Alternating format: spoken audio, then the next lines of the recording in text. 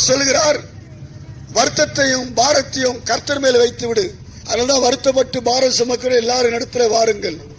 அப்போ அவர் வார்த்தையை நீ கேட்டு விசுவாசிக்கும் போது வாழ்க்கையில அற்புதங்களை செய்வார், அதிசயங்களை செய்வார், விடுதலை கொடுப்பார். தீராத வியாதிகள், உடம்புத்த வியாதிக்கு மருந்து கண்டிப்பா உதவும். உடம்புத்த வியாதிக்கு மருந்து உதவும். ஆனா சாபத்துக்கு நிவர்த்தி மாத்திரை உதவாது. எவ்வளவு பணம் செலவாலும் தீர்வு வராது. ஆனா தேவனுடைய வார்த்தை தான் உங்களுக்கு தீர்வு.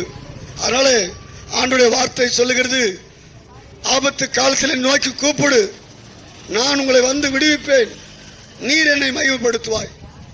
எனக்கு இப்போ என்னை ஆண்டவர் விடுதலையாக்கினார், ஆண்டவர் நான் மகிமைப்படுத்துகிறேன். டாக்டர் சொல்லிட்டாங்க கேன்சர் சொல்லிட்டாங்க, மந்திரவாதி சொல்லிட்டாரு, சூனியன் சொல்லிட்டா போல.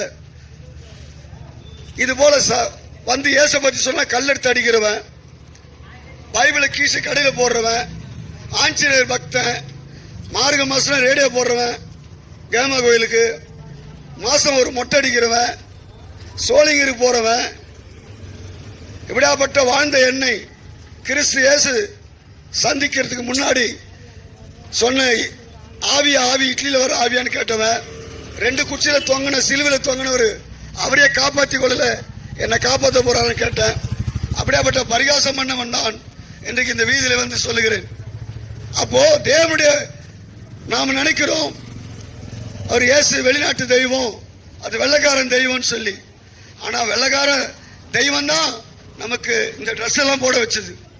இல்லைன்னா நம்ம லங்கோட்டை கட்டின்னு தான் சுத்திங்க வந்தோம். நல்ல ஒரு குறை சொல்ல நினைக்காதீங்க. அப்போ அந்த சத்தியம் நம்மளை விடுதலையாக்குறது. உங்க வாழ்க்கையில இயேசு கிறிஸ்து உங்களை உயர்த்த வல்லவர் என்பதை நான் அறிந்ததுனால நான் சொல்லுகிறேன். அந்த நல்ல வழியை கேட்டு விசாரித்து நடக்க தான் நாங்கள் இந்த வீதியில வந்து சொல்லுகிறோம்.